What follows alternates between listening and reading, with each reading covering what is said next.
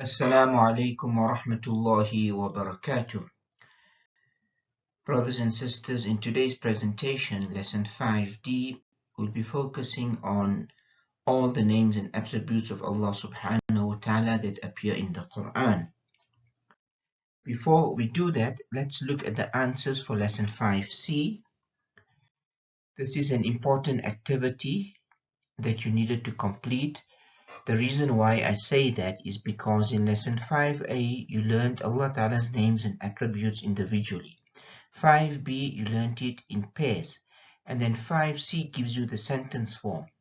So what you must understand that in essence, the most important thing is lesson 5C, because you are putting Allah Ta'ala's names and attributes with other words that give meaning to it, and it completes the sentence or the ayah of the Quran. So that is why let's focus on this activity.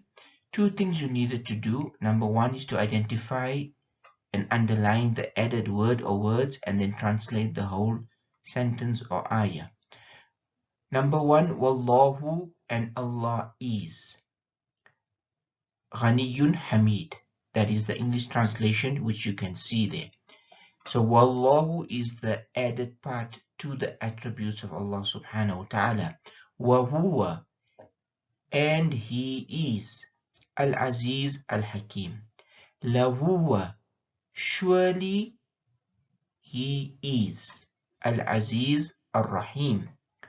فَإِنَّ اللَّهَ, thus surely Allah is. Ghaniyun Hamid. وَإِنَّ اللَّهَ لَهُوَ, and most surely Allah alone is. Why are we saying most surely? Because inna denotes emphasis as well as la. So because it's double emphasis in English, we could just say and most surely Allah. Alone if we want to, because we got Allah and huwa. Because huwa is referring back to Allah, we could say and most surely Allah is, or Allah alone is. Wa huwa, and He is. Inna Allah, surely Allah is. Latifun Khabir. Anna Allah, we said you can read inna or anna, however it appears in the Quran. The meaning is the same. Surely Allah is. Innahu huwa, surely He alone is. Now, who means He when it's put with inna, and huwa means He when it's alone. Now, in English, we wouldn't say he. But in Arabic, there's a rule when you have these two pronouns next to each other, it's giving the meaning of exclusivity. So that is why we say, surely He alone is. So there isn't any word here that means alone, but because of the qaida, the rule that I just told you of two pronouns coming together, and it conveys the meaning of exclusiveness. That is why we say, surely He alone is As-Sami al-Basir. Innahu Azizun Hakim. Surely He is Aziz and Hakim. Page 82, activity 2, the same thing. You have to do with additional examples. Let's look at Inna Rabbi. Inna Rabbi la. There is the la, so most surely, because of double emphasis, inna and la. Most surely my Lord is, my Rabb is, Ghafurun Rahim. Inna Rabbi, surely my Lord is, Latifun, all subtle. Innaka ala kulli shay, surely you are, innaka, surely you are over everything, Qadir. وَكَانَ رَبُّكَ. وَكَانَ رَبُّكَ. Now we say kana normally means was, but when we use it with Allah Ta'ala's names and attributes, it means continuous, ever. And your Lord is ever all-powerful, Qadir. وَكَانَ رَبُّكَ. وَكَانَ اللَّهُ, and Allah is ever Ghaniyan Hamidan. We can't say Allah was, because that's deficiency to Allah Ta'ala then. That is why when we see kana, we say Allah is ever. Kana. فَإِنَّكَ, thus you are, thus certainly you are. You can just add certainly here. Thus certainly you are all forgiving, all merciful. وَإِنَّ رَبَّكَ, and most surely, لَهُوَ, وَإِنَّ and la, and most surely you are, and most surely your Lord is, Al-Aziz Ar-Rahim, and most surely your Lord is Al-Aziz Ar-Rahim. Innaka anta. Now ka and anta, again the same rule, you've got it. Ka means you, anta also means you. So we say surely you alone are the Al-Aziz, the Al-Kareem.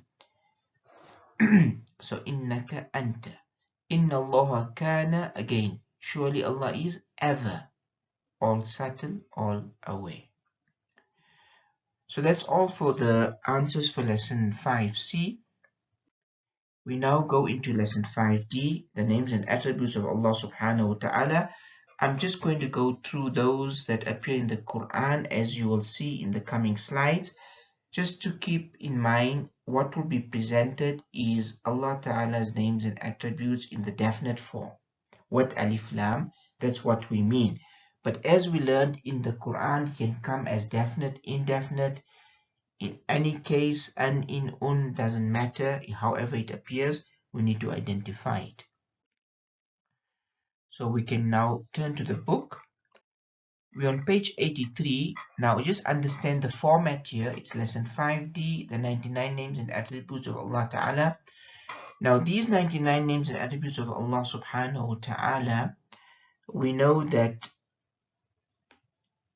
not all of it will appear in the Quran. Some of it appear in the Quran and the remaining in the Hadith. But here we have highlighted those that appear in the Quran. So first of all, the number is given, number 1 to 99. Names and attributes of Allah is then given in Arabic, what alif lam, the meaning of it.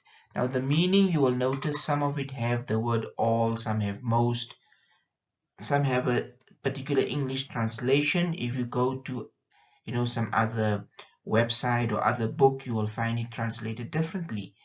Just because of which kind of word you use in English, does it have a synonym or not, and so forth. But we've tried to give a very close meaning so that we can appreciate these names and attributes of Allah Ta'ala in the Quran. And then lastly, we give an approximate amount of how many times each word appears in the Quran. And wherever the word or the name and attribute of Allah does not appear in the Quran, it will be written there, not used in the Quran as well. Right, so this you can go through on your own, each name and attribute, and over a period of time, inshallah ta'ala, you could also memorize it or try to learn it to your best of ability. The most important thing is the meaning. You must try and keep in mind. I'm not saying you must learn everything for the next lesson. Learn it in bits and pieces, not a problem.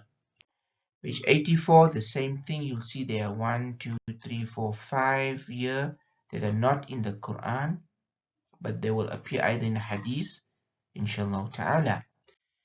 Page 85 again, you've got these till 60. Then page 86 till 80. And then page 87 till 99. So you'll see on this page there's quite a lot that do not appear in the Quran. And then on page 88, some new words, name and attributes of Allah. Maybe these words didn't come in the previous lessons, just to give you a bit of learning to do, and some of the names and attributes that we have highlighted here.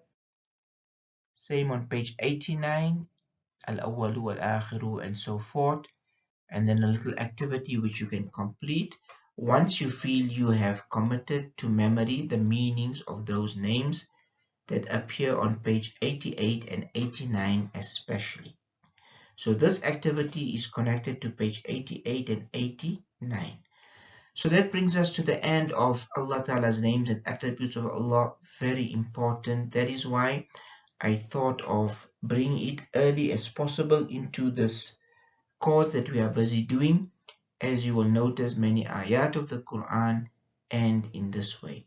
So may Allah Ta'ala make it easy for you to commit it to memory, the translation. And if you have the ability and the commitment, You can also memorize the attributes of Allah subhanahu wa ta'ala. Until next time, Assalamu alaikum wa rahmatullahi wa barakatuh.